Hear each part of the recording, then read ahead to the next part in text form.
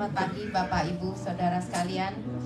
Senang sekali bertemu pada hari ini untuk beribadah, untuk menyambut Tuhan di dalam hati kita. Mari kita mau bersatu hati untuk membuka ibadah ini dengan doa. Bapa kami di dalam sorga, hati kami limpah dengan ucapan syukur pada pagi hari ini Tuhan.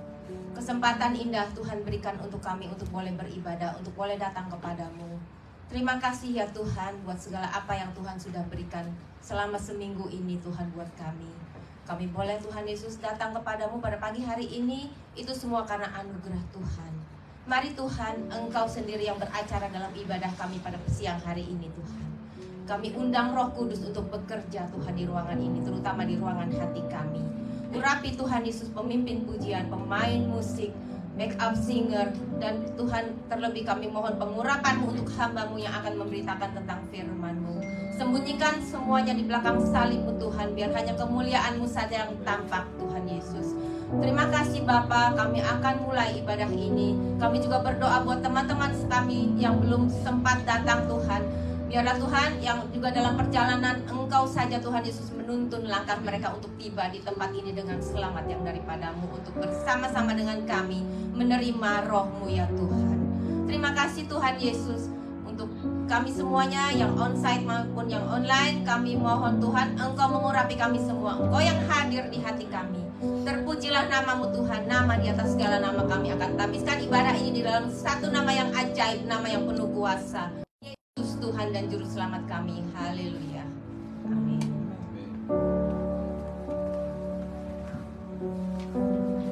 Puji nama Tuhan.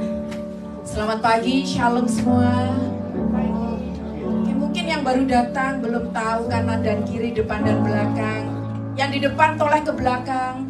Sambil senyum katakan Tuhan Yesus memberkati. Oh, yang paling belakang nabrak tembok. Puji nama Tuhan. Saudara bisa saling mengenal. Kalau yang belum tahu, haleluya. Saat ini adalah saat yang terindah. Saudara boleh hadir di tempat Tuhan. Saudara boleh hadir di dalam hadirat Tuhan. Kalaupun mungkin saudara ada satu pergumulan, atau mungkin saudara mempunyai satu keinginan, saat ini saat yang tepat di mana Tuhan curahkan kasih. Tuhan curahkan apa yang menjadi isi hati saudara. Amin. Kita akan sama-sama memujikan nama Tuhan, bahwa nama Tuhan itu sungguh luar biasa.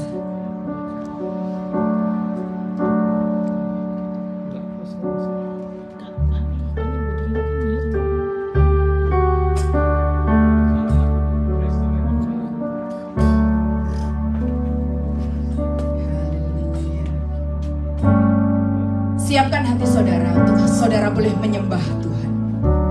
Pujikan suara saudara yang terbaik untuk Tuhan pagi ini.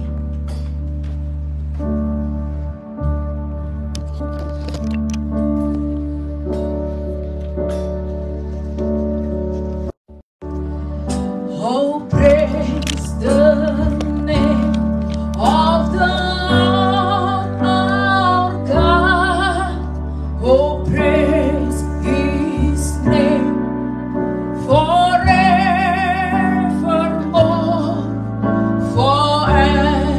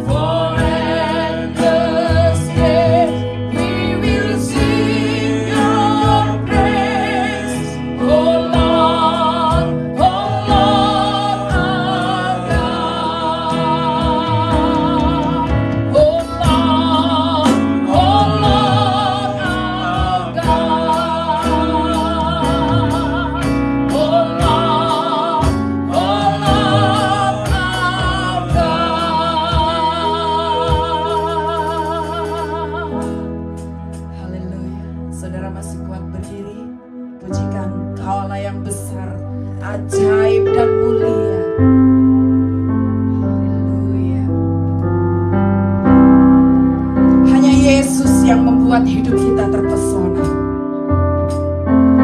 Biarlah segala pujian hanya bagi Tuhan Yesus.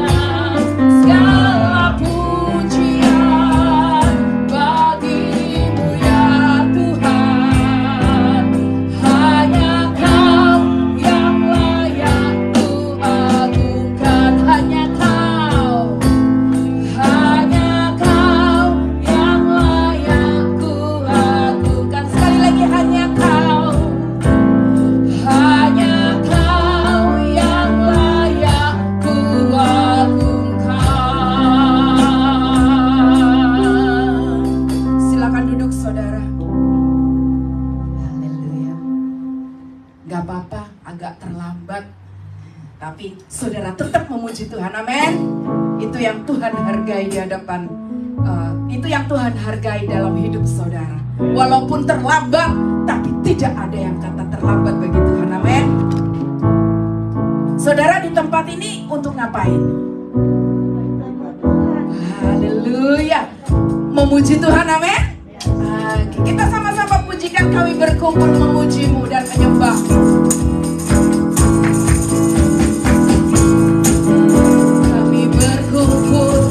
Memuji-Mu, menyembah-Mu yang kudus. Kami berkumpul memuji-Mu, menyembah-Mu yang kudus. Pujilah Bapa, pujilah Anak, pujilah Roh Kudus, ketiga yang esa. Pujilah Bapa,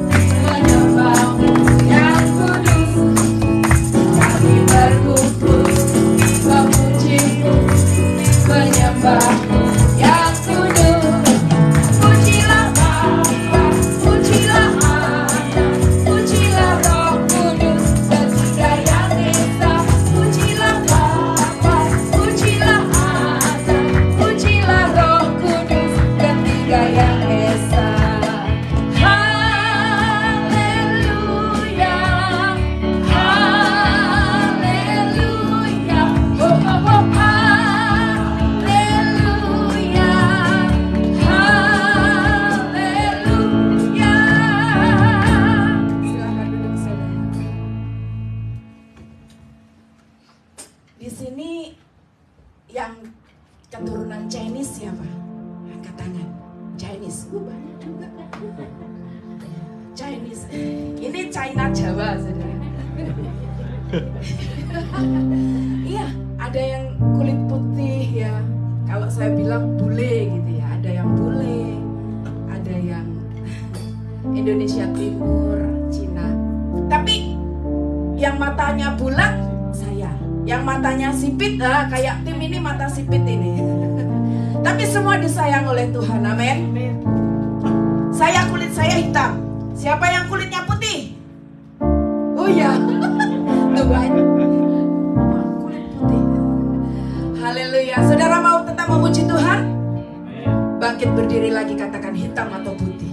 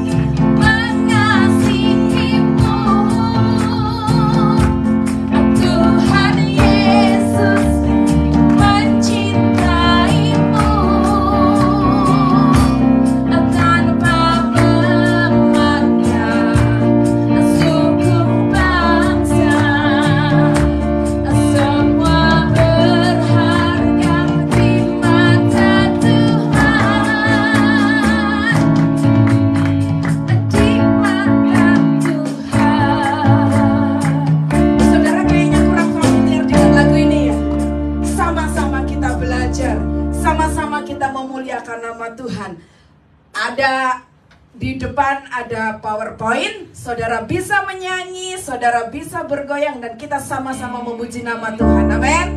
Sekali lagi, hitam atau putih.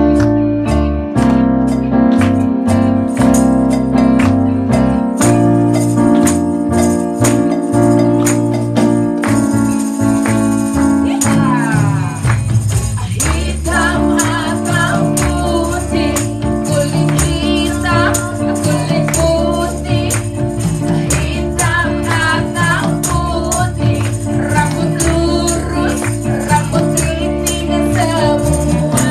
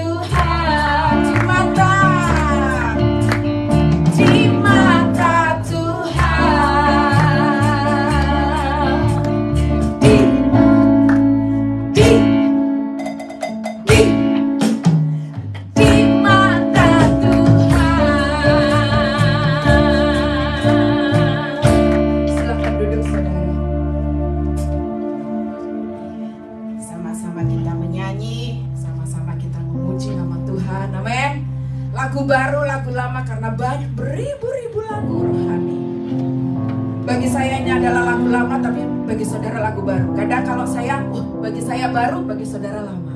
Tapi kita sama-sama memuji Tuhan, amin. Haleluya. Kita akan siapkan hati kita. Kita akan ditaburi oleh firman Tuhan.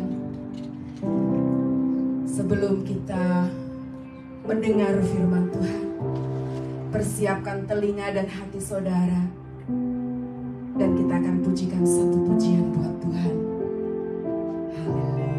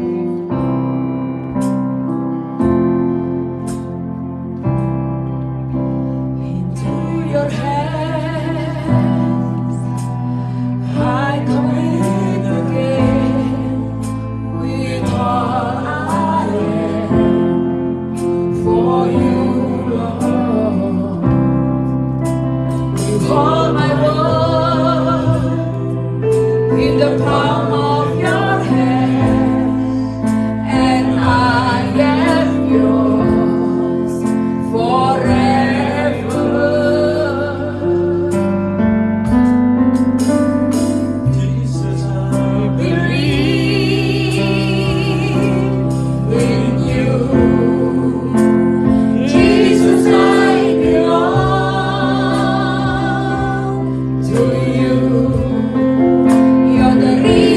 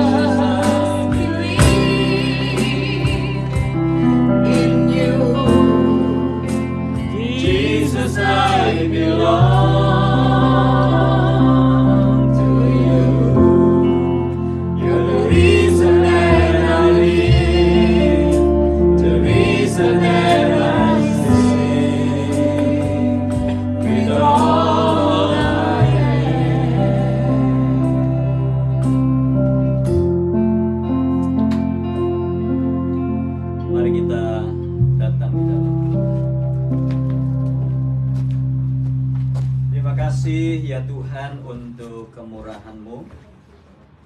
Because you are the reason that I live. Engkau adalah alasan untuk kami hidup.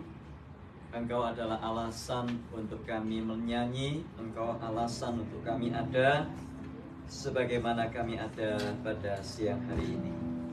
Tuhan, kami belajar firman-Mu. Berikan kami hati seorang murid yang mau belajar dan menerapkan di dalam hidup kami sehari-hari. Kami membutuhkan Roh Kudus untuk memberi penerangan hati kami. Tuhan, tolong supaya hanya suara-Mu yang kami dengar. Dalam Tuhan Yesus kami berdoa. Amin. Baik, saudara yang dikasihi Tuhan, kita sudah menyelesaikan bahasan dari 2 Timotius pasal 3 ayat 16.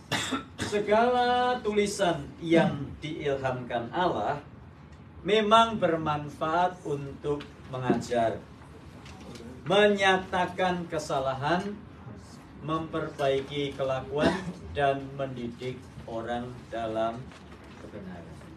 Jadi kita sudah selesai itu, dan saya harap kita semua sudah paham ya.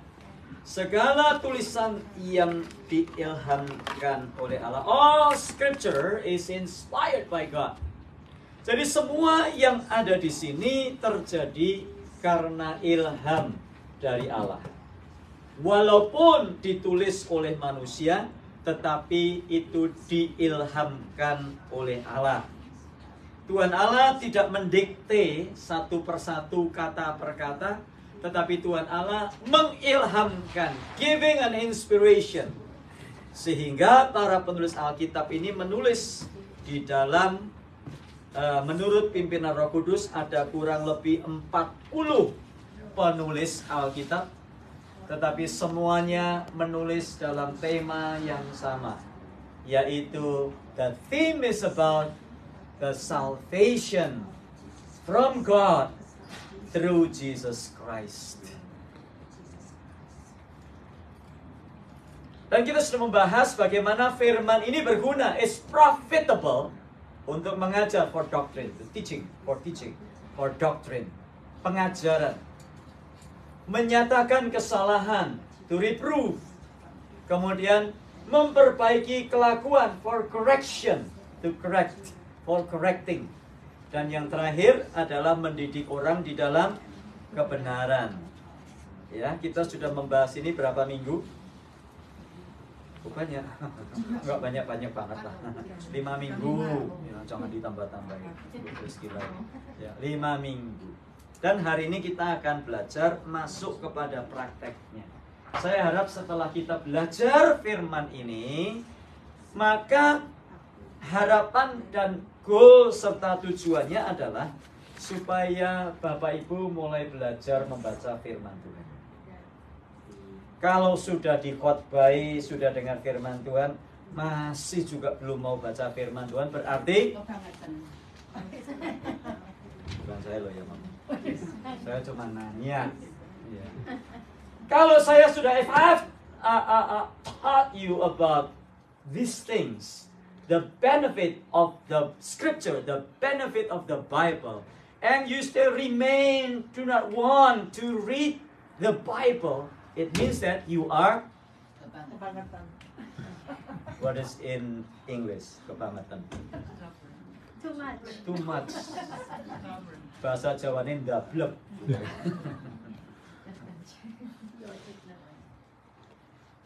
Nah, kemudian saya sering menjumpai pastor. Waktu saya baca firman Tuhan itu, saya nggak ngerti. When I read the Bible, I don't get it. So what am I supposed to do? Waktu saya membaca firman Tuhan, saudara, pertanyaan seperti itu adalah pertanyaan yang lazim. Saya pun juga sering mengalami hal-hal seperti itu. Apalagi saya membagi firman Tuhan setiap hari melalui YouTube. Kalau Bapak Ibu ngikutin, ada banyak yang saya bagi tapi nggak ngikutin. Ya. Bayangkan setiap hari, every day I share the word of God. Every day. Sudah belum pernah ada pendeta yang khotbah setiap hari 1 kali. Mungkin saya satu-satu. Every day.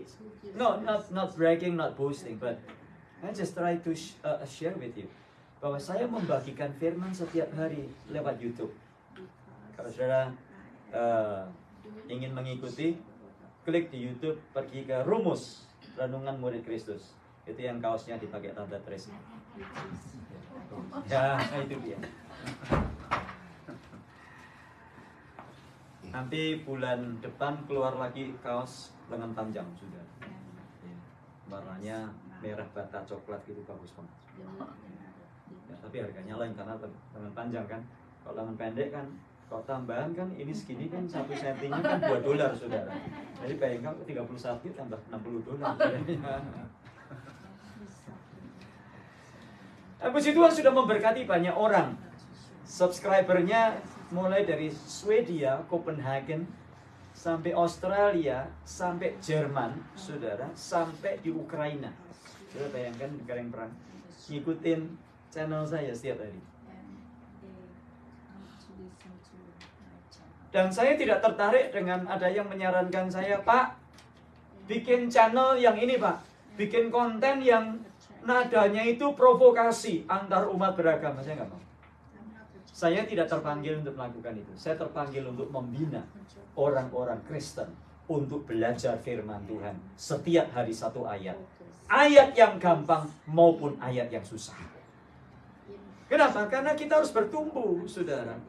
Nah, kemudian ayo kita baca dulu ya, 2 Petrus 3 ayat 15. Anggaplah kesabaran Tuhan sebagai kesempatan untuk kita menerima keselamatan. Sama seperti Paulus, saudara terkasih kita, tuliskan kepadamu dengan hikmat yang dikaruniakan Allah kepadanya. Terus, dia juga membicarakan hal-hal ini dalam semua suratnya yang lain. Memang ada hal-hal yang sulit dimengerti. Coba kita baca sama-sama kalimat itu ya. 1, 2, 3. Memang ada hal-hal yang sulit dimengerti. Sehingga akibatnya apa? Diputarbalikkan oleh orang-orang yang bodoh dan yang lemah imannya. Mereka juga melakukannya pada bagian-bagian lain dari kitab suci yang mengakibatkan kebinasaan atas diri mereka sendiri. Jadi apa yang akan terjadi? Apa yang akan dialami oleh orang-orang yang twisting the truth? Apa yang akan dialami oleh orang-orang yang memutarbalikkan kebenaran?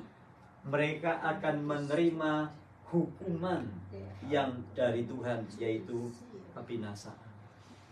Itu sebabnya saya tetap berpedoman dan saya tetap memiliki pegangan bahwa setiap orang yang mau menyampaikan firman Tuhan, dia harus belajar, saudara. Kalau memang niat mau menyampaikan firman, harus belajar. Sebab begitu kita salah bicara, Yakobus pasal 2, jangan ada seorang pun, pasal 3 ya, 2. Jangan ada seorang pun di antara kamu yang mau menjadi guru. Sebab sebagai seorang guru, kamu akan dihakimi menurut ukuran yang pantas bagi kamu. Nah, saudara yang dikasih Tuhan, itu sebabnya saya memilih untuk terjun di dalam dunia pendidikan, dunia pengajaran. Karena banyak orang sudah jadi gembala, saudara. Ya.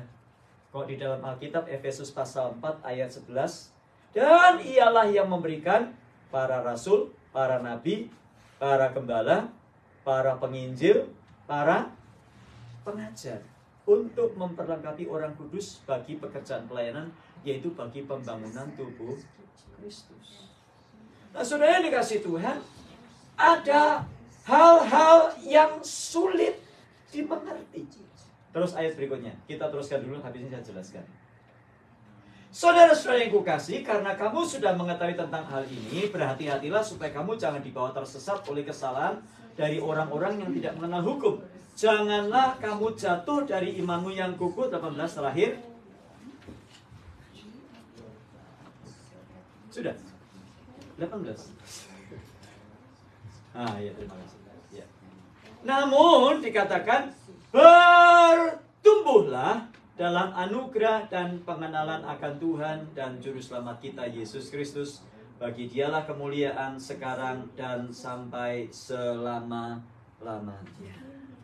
Nah, saudara yang dikasih Tuhan, saya katakan tadi, pada waktu saya mengajar orang untuk membaca Alkitab, orang seringkali berkata, Pak Pendeta, saya nggak ngerti yang saya baca.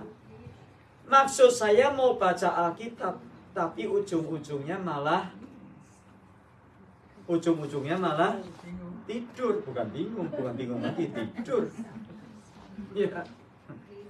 Pak Yusuf dulu pernah bilang, Alkitab adalah obat tidur yang paling ampuh katanya. Ya, saya masih ingat dulu waktu itu pemuritan. Sekarang udah bertobat sudah. Sekarang sudah baca Alkitab tiap hari. Ya. Nah, bagaimana? Setiap orang mencoba untuk memahami Alkitab dengan penuh perjuangan. Bahkan ketika gereja kini berusia lebih dari 2000 tahun, ada beberapa ayat dan bagian di Alkitab yang makna sebenarnya sangat sulit atau mungkin sulit dimengerti. Bahkan oleh orang-orang yang sekolah Alkitab sekalipun. Saya pernah ngalamin baca Alkitab tapi nggak ngerti-ngerti. Tolong angkat tangan. Ada? Yang kalau baca Alkitab pasti ngerti semua. Tolong angkat tangan. Nggak ada ya? Ya. Ya. Jadi kadang-kadang kita baca Alkitab tuh nggak ngerti, saudara. Misalkan gini, kamu adalah terang dunia. Kota yang terletak di atas bukit tidak mungkin tersembunyi. Matius pasal 5 ayat 13, 14, 15, 16, 17, 18. Tidak mungkin seseorang menaruh pelitanya di bawah gantang.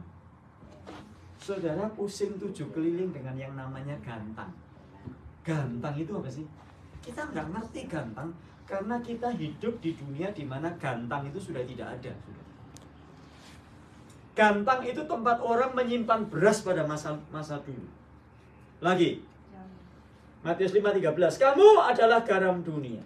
Jikalau garam itu menjadi tawar, dengan apakah ia diasinkan kecuali dibuang dan diinjak oleh. Kita nggak ngerti, saudara, garam kok menjadi tawar ya. Selama saya hidup dari kecil sampai besar, sampai kecil lagi ya, tidak pernah saya temukan ada garam itu menjadi tawar. Kenapa? Karena kita hidup di negara Amerika, kita hidup di negara Indonesia, kita hidup di negara Thailand, kita hidup di negara Filipina, kita hidup di negara-negara yang lain yang garam itu tidak pernah tawar. Tapi kalau Anda hidup di zaman Tuhan Yesus dulu, garam yang dipakai itu bisa tawar. Karena garam itu diambil dari batu-batuan yang kalau mau dipakai untuk memasak, maka dia itu seperti teh celup. Sudah tahu teh celup ya? Ada talinya begitu, dicelup. Misalnya hari ini mau bikin apa ya? Hari ini mau bikin soto ayam. Berapa celup? Tergantung mau asinnya seberapa. Dah, setelah selesai diapain nih garam? Gantung. Besok mau bikin apa itu namanya? Rawon. Rawon kalkulator. Orang Jawa Timur. Celup. Udah? Terus diapain? Gantung lagi. Besok lagi mau bikin sayur asem. Ya, sayur asem pakai melinjo, pakai macam-macam itu. Masuk. Terus selesai? Gantung. Besok lagi mau masak apa kira-kira? Sayur lodeh sudah. Kok ngomongin makanan melulu sudah. Nah, akan ada suatu waktu di mana garam ini tidak lagi asin. Jadinya apa? Batu. Kalau batu ini sudah tidak asin, apa yang terjadi? Dibuang di luar. Diinjak-injak. Nah, kita hidup di zaman di mana garam itu tidak akan menjadi tawar. Sulit bagi kita mengerti.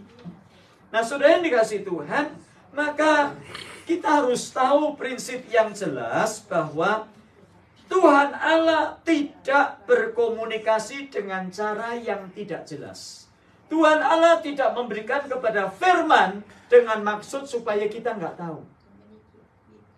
Kalau Tuhan berikan firman ini kepada kita, Tuhan mau Airin bisa mengerti, Tuhan mau Andi bisa mengerti, Tuhan mau Tante Olga yang sudah lanjut umur bisa mengerti, Tuhan mau Pak Gideon, Yongki bisa mengerti, Tuhan mau kita semua bisa mengerti.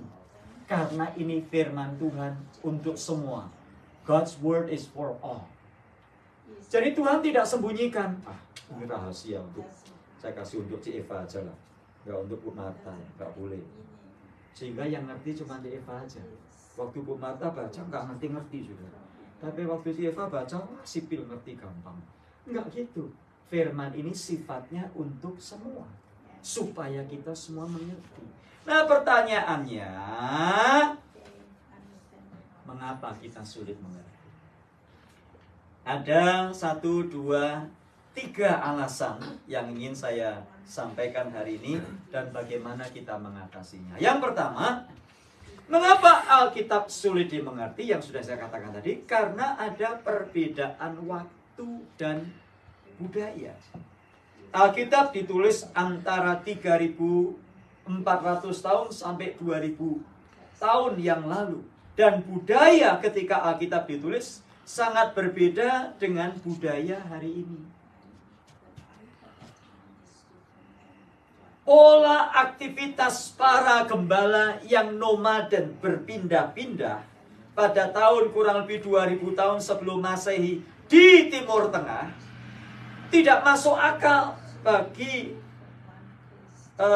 computer programmer di Amerika pada abad ke-21. Kalau kita ke Israel aja juga bingung kok sudah.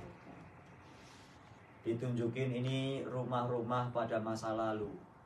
Kita geleng-geleng kepala. Kok bisa ya orang tinggal rumah-rumahnya dari batu begitu?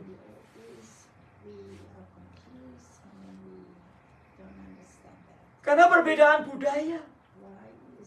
Orang di sana makan roti, tapi kita makan macam-macam, tergantung. Belum tentu nasi, lontong opor, ya, lontong cap gome, lontong sayur, ya tergantung makanya. Sehingga waktu Tuhan Yesus berkata Matius 4 ayat 4, sebab manusia hidup bukan dari roti saja, tetapi dari setiap firman Tuhan. Nah, ada yang nakal, manusia hidup bukan dari roti saja, tapi juga dari nasi, ya bakpao dan sebagainya dan sebagainya. Kenapa?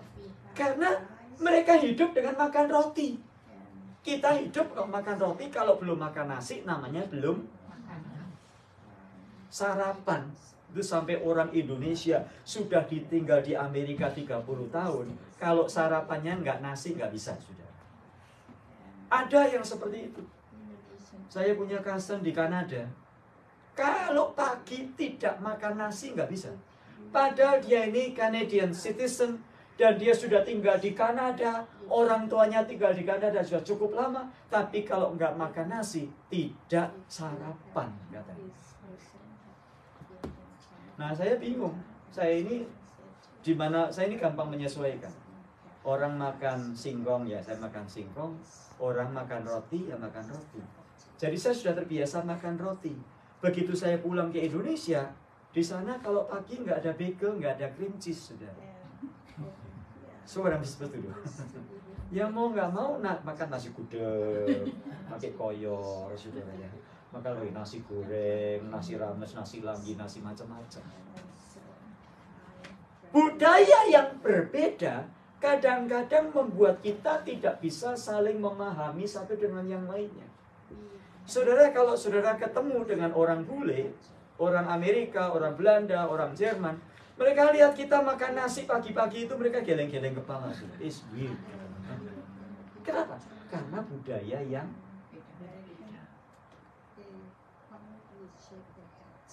sama dengan kita. Kita orang Indonesia datang ke Amerika, lihat cara mereka makan, kita bilang it is weird. Di Indonesia kita memberi sesuatu kepada seseorang pakai tangan. Di Amerika, kenapa kok pakai tangan kan?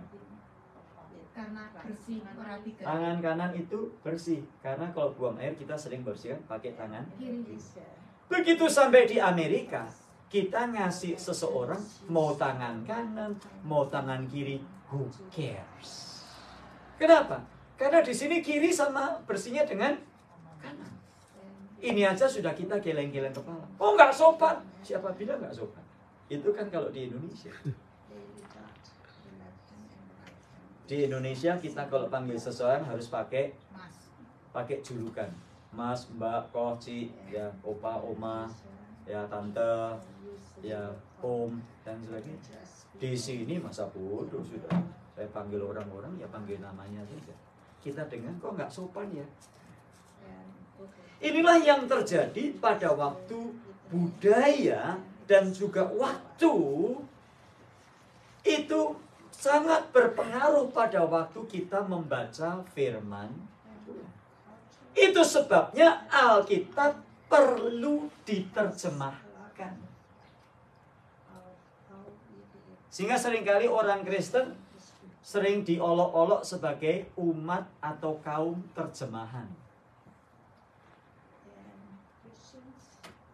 Saudara yang dikasihi Tuhan, saya mau tanya, untuk apa Tuhan memberikan Alkitab ini? Supaya Anda dan saya bisa membaca. Dan tidak semua kita bisa membaca bahasa asli Alkitab, baik Ibrani maupun Yunani maupun Aramaik. Itu sebabnya Alkitab perlu diterjemahkan. Nah, kadang-kadang pada waktu penterjemahan Alkitab itu, penterjemah Alkitab menggunakan kata-kata yang mudah, yang bisa dipahami oleh orang yang ada pada waktu itu. Sehingga kita diolok-olok. Sudah kok baca terjemahan Alkitab masa lalu, itu pohon ara itu nggak ada. Nanti saya tunjukkan kalau mau. Maka Yesus mengutuk pohon ara, itu nggak ada sudah. Yang ada apa? Maka Yesus datang dan mengutuk pohon pisang. Saya baca ya ketawa sudah. Wih, Tuhan Yesus mengutuk pohon pisang. Sudah pernah baca Alkitab terjemahan kayak gitu? Yang nggak suka dengan kekristenan mulai. Nih lihat, Alkitabnya orang Kristen banyak salah nih. Ya, yang ada itu sebenarnya pohon pisang, bukan pohon ara. Orang belum pernah lihat pohon ara. Terus kemudian Anda cerita. Andre, Tuhan Yesus mengutuk pohon ara. Lah Andre sudah bolak-balik ke Israel, tahu. Walaupun kadang-kadang jarang-jarang bawa pohon ara, buah ara ke sini, sudah. Karena di sini banyak bisa beli di mana-mana. Susah bagi kita. Saya dulu juga nggak ngerti pohon ara itu kayak apa sih. Biji sesawi tahu. Perumpamaan tentang biji sesawi. Sudah tahu biji sesawi? Saya dulu berpikir biji sesawi itu ya sawi, terus ada bijinya. Sudah. Tapi biji sesawi itu bukan itu sebetulnya. Nah, inilah yang terjadi, makanya dipakai padanan-padanan kata yang mudah untuk dimengerti.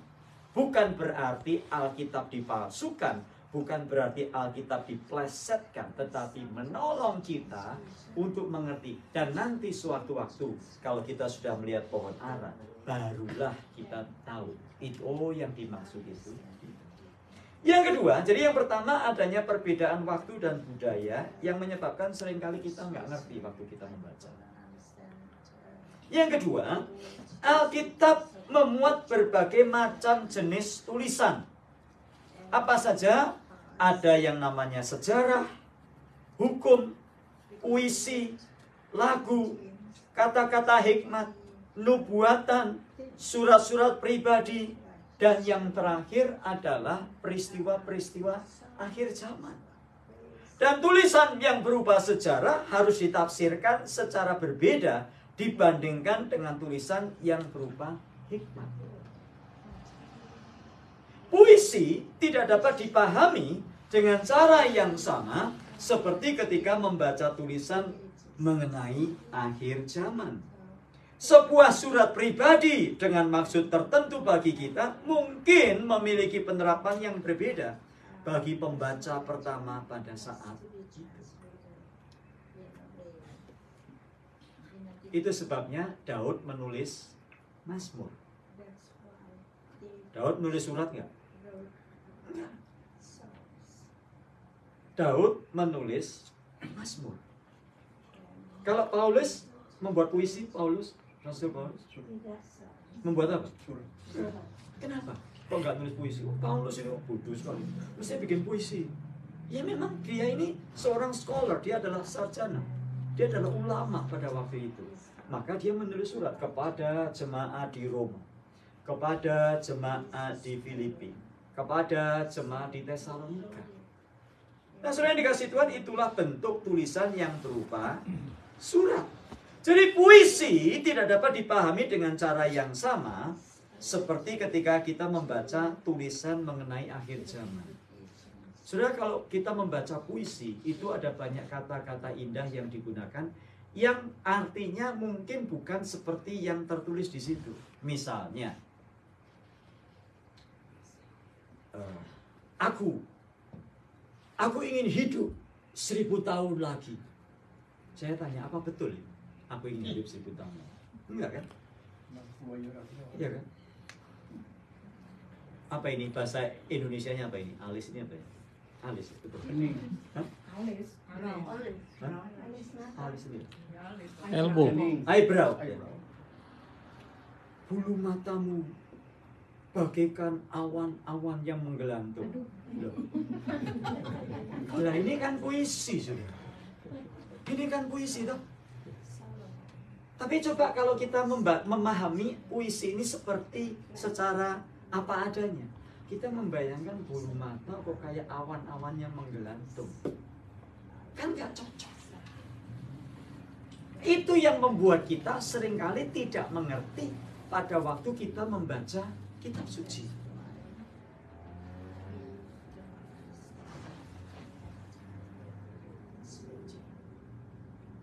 Nah, karena Alkitab berisi berbagai tulisan, jenis tulisan sangat penting untuk kita menghindari timbulnya kebingungan dan kesalahpahaman. Kita cepat aja. Yang ketiga, kita semua adalah orang berdosa. Dan kita sudah berbuat dosa. Dan kita terus berbuat dosa. Sehebat apapun usaha kita untuk tidak menggunakan praduga ketika membaca Alkitab, tidak dapat dihindari. Karena kita semua seringkali melakukannya. Sayangnya dalam beberapa kasus kita salah mengerti menafsirkan bagian Alkitab karena sudah adanya asumsi atau praduga mengenai maksud ayat Alkitab tersebut. Kenapa itu terjadi? Karena dosa dan pelanggaran hidup kita yang membuat kita itu sulit memahami Alkitab. Mengapa? Karena sebelum membaca Alkitab, kita sudah punya praduga-praduga dulu. Yesus anak Allah. Praduga kita apa? Praduga kita apa? Asumsi kita apa? Yesus anak Allah. Oh, Allah itu beranak ternyata. Kalau Allah beranak berarti ada istrinya kan? Oh, istrinya itu Maria. Lalu beranak. Nah, kalau Yesus itu anak Allah, bidannya siapa? Kan gitu. Kenapa? Kita sudah terlanjur memiliki praduga lebih dulu. Anak Allah artinya Allah yang beranak. Padahal orang Kristen di dalam Alkitab tidak pernah mengajarkan dan diajarkan bahwa Allah itu beranak. Ada ayatnya? Tunjukkan kepada saya bahwa Allah punya anak. Nggak ada kan?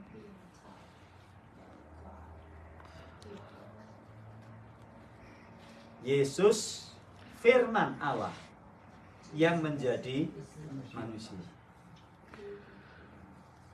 Ya nggak mungkin, Pak. Allah itu kan suci. Waktu dia menjadi manusia, dia jadi berdosa. Nah, siapa bilang? Ya karena pikiran kita seperti itu. Kita sudah punya asumsi Kita percaya Allah itu luar biasa, maha kuasa, betul? Betul. Kalau maha kuasa, dia bisa bikin apa saja, betul? Betul? Wong Superman aja bisa terbang, sudah. Superman bukan Superman ya, Superman. Superman itu bisa terbang. Kenapa ya? Karena dia punya kemampuan. Oh ya nggak bisa, kalau bisa terbang itu namanya burung. Lah itu kan asumsi kamu. Yesus itu firman Allah yang jadi manusia, dia Allah jadi manusia. Oh nggak mungkin. Loh, kalau Allah itu maha kuasa, tidak ada yang tidak mungkin buat dia.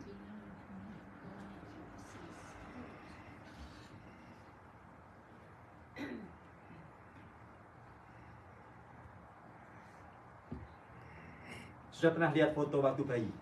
Pernah? Pernah ya? Seberapa waktu bayi dulu? Segini.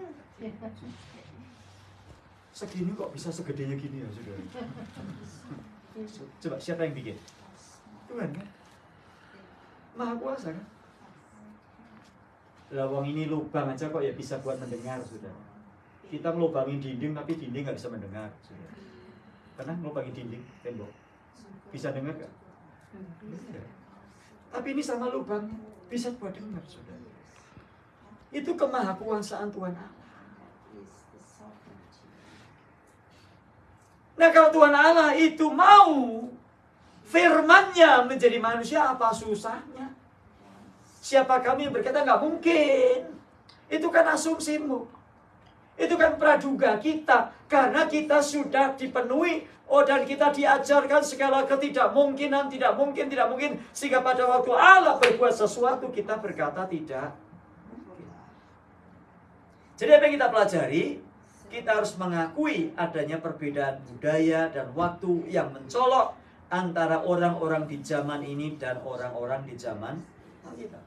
Kita juga harus memahami adanya berbagai jenis tulisan. Yang ketiga, kita harus berusaha memberikan otoritas kepada Alkitab untuk berbicara bagi dirinya sendiri. Nah saudara, lalu pertanyaan belum terjawab kan? Kita kan baru belajar mengapa kita tidak mengerti. Seringkali tidak mengerti pada waktu kita membaca Alkitab. Lalu sekarang sebagai penutup, apa yang harus kita lakukan? Banyak orang waktu baca Alkitab nggak ngerti ya sudah, tutup lah. Besok baca nggak? Enggak. Harus baca ngerti. Apa? Perjanjian lama, perjanjian baru. Kenapa kok ada yang lama, ada yang baru? Lalu apa ini? Terlalu banyak pertanyaan sudah. Sebetulnya nggak boleh begitu. Kalau kita percaya ini firman Tuhan, pada waktu kita membaca dan tidak mengertinya, nomor satu, kita tidak boleh malu bertanya.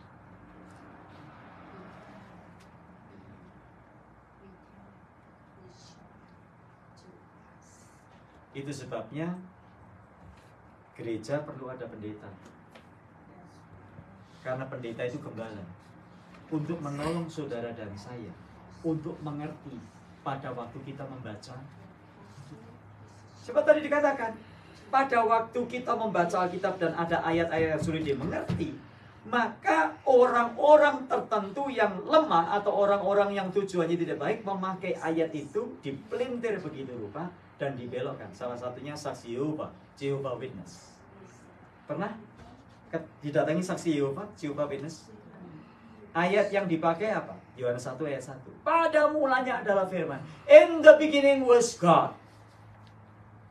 And the beginning was the Word. And the Word was with God. And the Word was menurut saksi Yehova, God. Padahal dikatakan pada mulanya adalah firman. Firman itu adalah bersama-sama dengan Allah. Firman itu adalah Allah. Kenapa saya berani berkata seperti itu? Karena kita membaca penulisnya. Siapa penulisnya? Yohanes. Dan backgroundnya seperti apa? Sehingga tidak mungkin pada waktu itu Yohanes berkata firman itu adalah suatu Allah. Dipakai saksi Yehova. Yesus bukan Allah.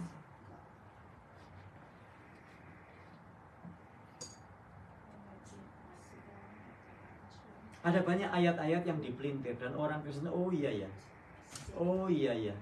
Benar juga ya. Wah kok pinter orang ini. Anda sedang dibohongi. Bahasa Inggris, bahasa Indonesia sekarang istilahnya Anda sedang kena prank. Anda harus bertanya kepada orang yang tepat.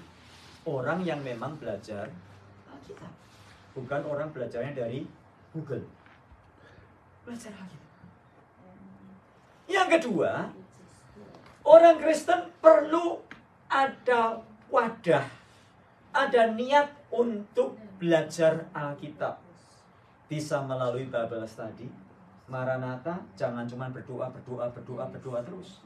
Maranatha perlu Bible Study. Dan kalau Bible Study betul-betul belajar Bible, bukan khotbah. Ada banyak pendeta sekarang kalau ngajar Bible Study bukan Bible Study, khotbah. Perlu belajar, kalau perlu mentackle ayat-ayat yang sulit. Sehingga umat dibukakan pikirannya, mengerti. Oh, maksudnya ayat ini seperti ini. Kalau perlu sekolah Alkitab. Usah nggak mau jadi pendeta kok, Pak. Ya nggak apa-apa. Emang sekolah kita harus jadi pendeta? Enggak kan? Banyak di sini sekolah masak nggak jadi chef kok. Ada banyak yang sekolah montir jadinya malah driver. Sudah. Ya. Ada banyak sekolah pendeta jadinya malah jadi dishwasher di restoran. Loh kan? Enggak semua orang sekolah pendeta harus jadi pendeta. Sudah. Tujuannya adalah untuk menggali ilmu sebanyak-banyaknya. Sehingga waktu kita membaca Alkitab, kita ngerti. Nah sayangnya orang Kristen ini, kalau untuk sekolah yang lain-lain mau bayar. Tapi kalau sudah sampai sekolah Alkitab, cari yang gratisan. Kalau nggak ada yang gratisan, nggak mau sekolah. Keliru, Anda harus sekolah. Pengurus gereja Anda harus sekolah. Kalau nggak mau sekolah, minimum jadi pendengar. Temannya CFA ini, Pak Hamdani, dia orang awam sudah. Dia ikut menjadi pendengar. Satu mata kuliah $150 untuk masa rentang waktu 15 kali. Anda harus belajar. Supaya dengan belajar Anda ngerti dan bisa menjawab dan menolong orang. Sehingga waktu kita membaca Alkitab kita ngerti. Oh, dulu saya nggak ngerti Perjanjian Lama. Tapi setelah saya belajar, saya ngerti. Jadi kalau ada orang mempleset-plesetkan ayat, saya tahu. Kamu nggak belajar Alkitab. Kamu copot ayat. Kamu comot ayat. Dan kamu berusaha untuk menjelaskannya.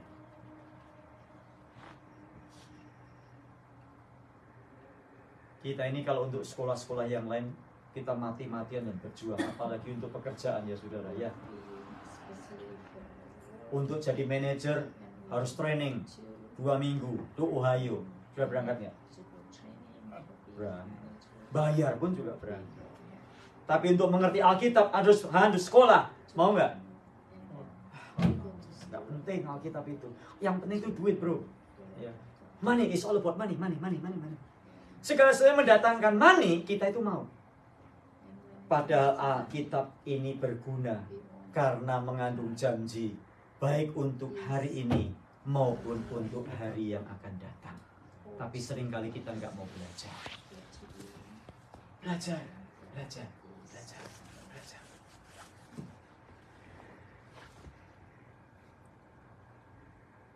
Jadi tanya pada orang yang belajar.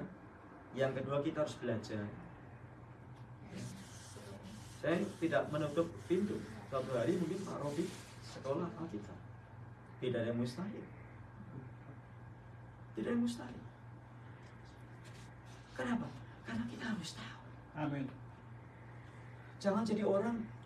Sudah banyak orang Kristen nggak mau belajar. Allah Tritunggal, apa itu? Bapa, Anak, Roh Kudus, Allahnya 3. Siapa bilang Allahnya orang Kristen 3? Alkitab nggak pernah mengajar Allahnya orang Kristen itu 3. Saya pun nggak akan jadi Kristen kalau Allahnya orang Kristen itu. Hari ini juga kalau Allahnya orang Kristen 3, saya nggak akan jadi Kristen. Saya mengikut Yesus karena saya percaya Bapa, Anak, dan Roh Kudus adalah Allah yang esa.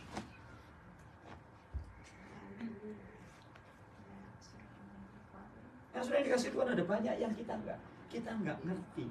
Kita harus belajar. Yang ketiga, yang terakhir, kalau kita masih tidak mengerti, lewatin dulu. Baca yang bagian-bagian yang Anda bisa mengerti. Untuk menolong kita ayat 18. But grow in the grace and knowledge of our Lord and Savior Jesus Christ. To Him be the honor both now and on that eternal day. Artinya apa? Kita harus bertumbuh, terus bertumbuh, terus bertumbuh di dalam Tuhan. Kita nggak boleh berhenti bertumbuh. Karena waktu kita berhenti bertumbuh, maka kita tidak akan mengerti firman-Nya bagi kita. Dengan kita terus bertumbuh, kita mengerti.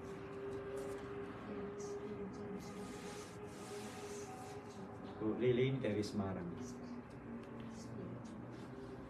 Semarang itu terkenal banyak. Ada soto bangkong, ya, sate kerang, dan sebagainya. Waktu kecil suka makan sate kerang di Kanjongan itu, enak. Itu di bioskop Kanjongan. Jual itu maju dikit masuk ini lagi, enak sekali soto kerang. Waktu kecil ya, umur 7-8. Saya waktu kecil ngerti caranya bikin sate kerang. Nggak ngerti caranya gimana ya. Wah, kerangnya nangkepnya, nyelemnya pakai apa? Ya, karena nggak ngerti. Tapi apakah karena nggak tahu caranya bikin sate kerang, lalu Ibu Lili ini berhenti? Udahlah, gimana aja lah. Malas saya bertumbuh. Saya nggak ngerti caranya masak sate. Terus bertumbuh kan? Terus bertumbuh. Saya tanya, sekarang bisa nggak bikin sate kerang? Bisa. Loh, kok nggak pernah bikin sate kerang? Katanya bisa, kok nggak pernah bikin ya? Just kidding, oke? Sama sudah. Waktu kita baca Alkitab, kita nggak ngerti. Jangan berhenti bertumbuh. Suatu hari nanti, waktu kita baca firman Tuhan, kita akan mengerti. Kenapa? Karena kita sudah bertumbuh. Biasa, sudah. Baca firman ya, saudara. Baca firman, siapapun Anda dan saya. Anda bertobat baru 5 tahun, baru setahun, baru 2 tahun, baru 3 bulan. Anda bertobat sudah 30 tahun, ikut Yesus sudah 40 tahun. Kalau Anda tidak membaca Alkitab, mungkin Anda bukan orang Kristen. Maaf ya. Kalau Anda dan saya orang Kristen, tidak pernah baca Alkitab, mungkin kita bukan orang Kristen. Wah, keras sekali firman. Ya nggak apa-apa. Kan saya datangnya cuma sebulan sekali. Baik, mari kita berdoa, saudara.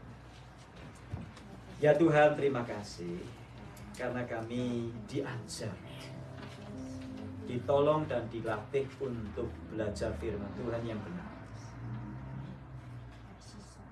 Tolong kami untuk tidak datang ke gereja hanya supaya dihibur.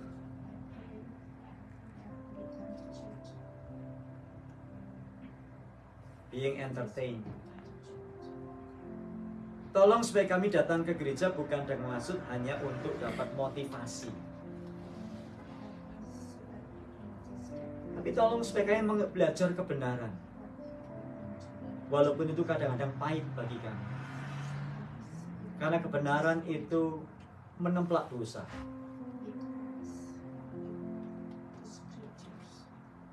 Karena kebenaran itu tajam, Tuhan. Karena firman-Mu bermanfaat untuk mengajar, menyatakan kesalahan, memperbaiki kelakuan, dan mendidik orang dalam kebenaran.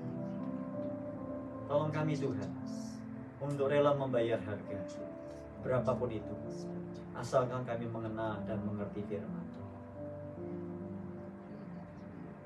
Karena itulah tanda bahwa kami ini milik-Mu. Dalam Tuhan Yesus yang hidup.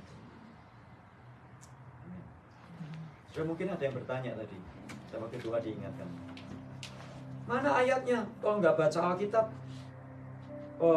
bukan orang Kristen. Baca Yohanes 10. Domba-dombaku mendengarkan suaraku, dan mereka dan aku mengenal mereka. Suaranya Tuhan pakai apa? Yusuf pergi ke downtown gitu. kita mendengar firman-Nya, karena kita adalah domba-dombanya. Kalau kita ignorance kepada suaranya, mungkin kita bukan domba. Kiranya Tuhan memberkati dan maju terus di dalam Kambing. Kambingnya.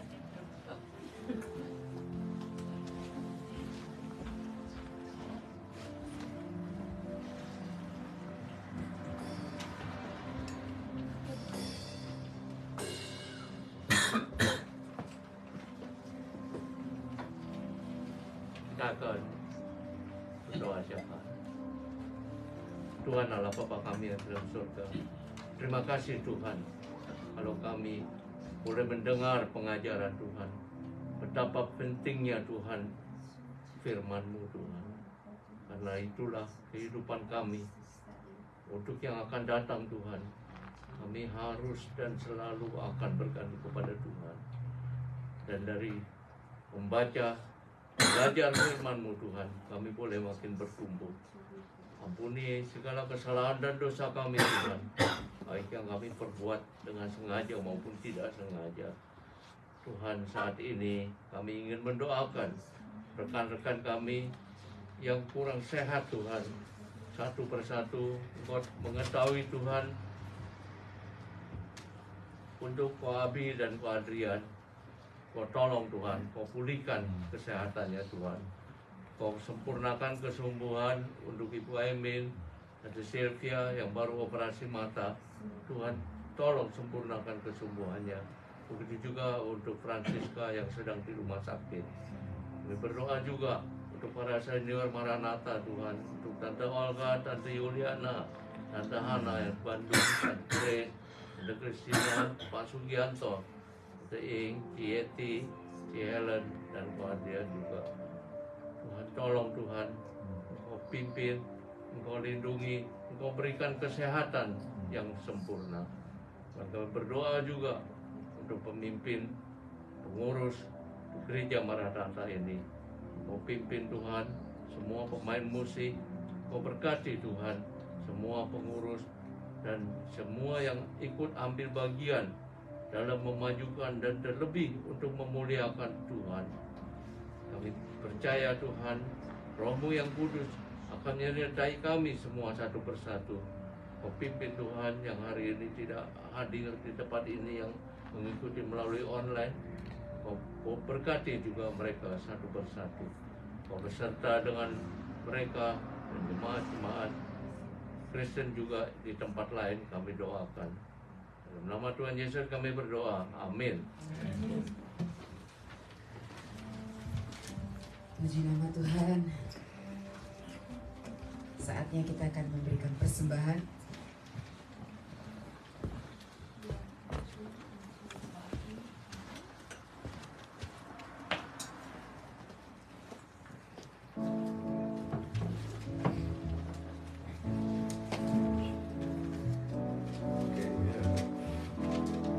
Kita akan memberikan persembahan. Ingin membaca satu ayat dari 2 Korintus pasal 9 ayat 7. Hendaklah masing-masing memberikan menurut perlahan hatinya, jangan dengan sedih hati atau karena paksaan, sebab Allah mengasihi orang yang memberi dengan sukacita. Amin. Sambil persembahan dijalankan, kita akan angkat satu pujian. Kami berkumpul.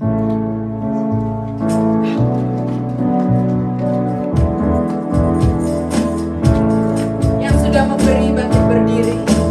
Kami berkumpul memuji-Mu, menyembah-Mu yang kudus. Kami berkumpul memuji-Mu, menyembah-Mu yang kudus. Pujilah Bapa, pujilah Bapa,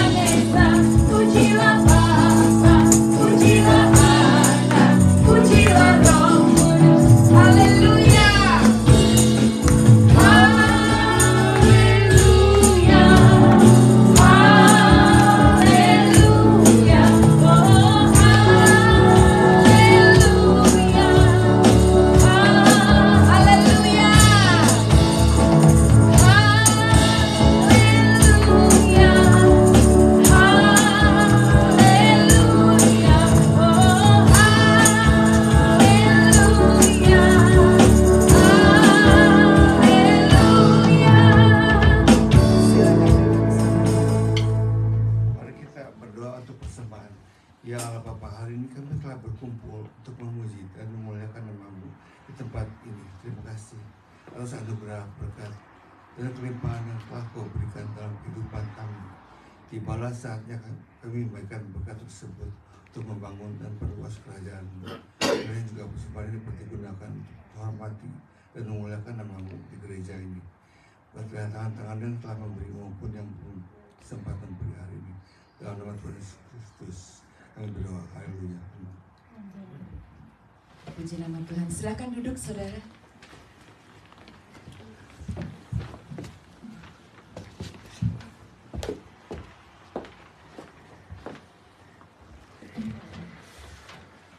Terima kasih Pak Jonas yang telah menyampaikan firman Tuhan.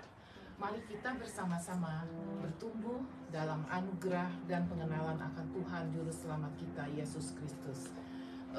Minggu depan firman Tuhan akan disampaikan oleh Pak Robi Notomi Harjo, dan setiap Jumat malam jam 8 malam kita ada persekutuan doa melalui Zoom. Saya harapkan kita semua bisa ikut dalam doa. Terima kasih. Selamat hari Minggu. Tuhan Yesus memberkati. Puji nama Tuhan, akhirnya hampir selesai. Sebelum doa berkat, saya undang semua bangkit berdiri, kita pujikan Maranatha.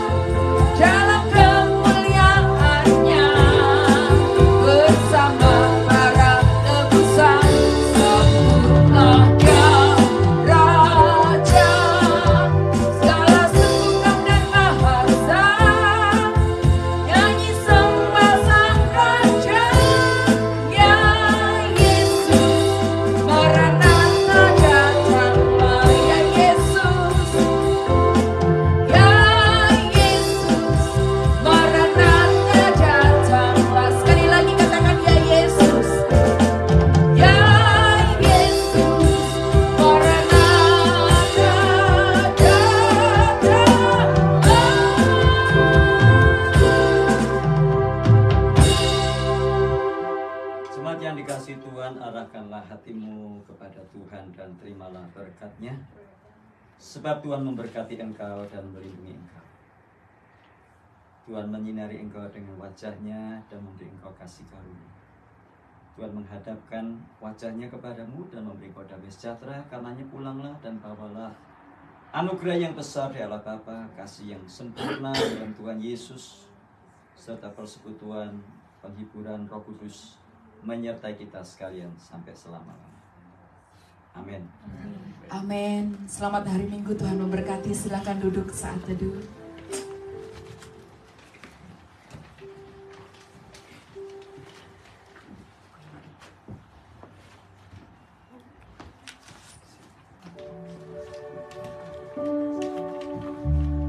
Saudara sekalian, saya ada pengumuman tanggal Maret tanggal 4, mungkin ada yang tahu tentang movie Jesus Revolution. Tanggal 4 Maret, hari Sabtu, tanggal 2, di Long Beach Movie Theater, Long Beach Town Center, akan ditayangkan jam 2 and the ticket is sudah dibayar. Kalau kalian mau bisa hubungin saya di Long Beach. Sabtu Maret tanggal 4 jam 2 siang di Long Beach Theater di movie number 9 nomor 10, number 10. Tapi bisa hubungi saya, nanti kita akan bagikan tiketnya untuk masuk ke sana. The ticket is paid for, so you don't have to pay. Jesus paid for it. Okay? If you are interested to see the movie Jesus Theater, it's on March 4 in Long Beach Town Center. The ticket is paid for. Bring your unbeliever friends, non-believer friends, bring them, so that they need to see what happened in the 70. Jesus can do it again in 2022. Okay? Terima kasih, selamat hari Minggu, Tuhan Yesus memberkati. Praise the name of the